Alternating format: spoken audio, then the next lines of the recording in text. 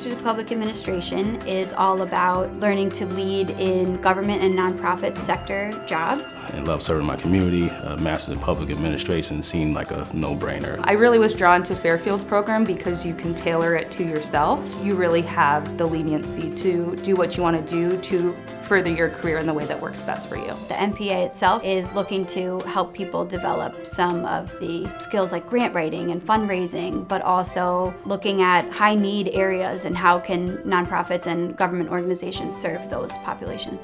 This degree already has done a lot for me career-wise. It helps me better understand the type of work that I'm doing in terms of how does the state play in this type of work, how does the local government play in this type of community development work. It's interdisciplinary, so I got to take courses with professors who have worked sort of in the more financial sector or the business sector. They can tell you about the different things that they learned and how they applied their knowledge to different organizations that they worked with over the years. I like the small class size. There's no more than 15 students. So when we meet outside that program, we have become friends. We become like a family. And because of those small class sizes, it really lets you stand in the forefront of your own education and have that kind of interpersonal learning experience with both your classmates and your professor.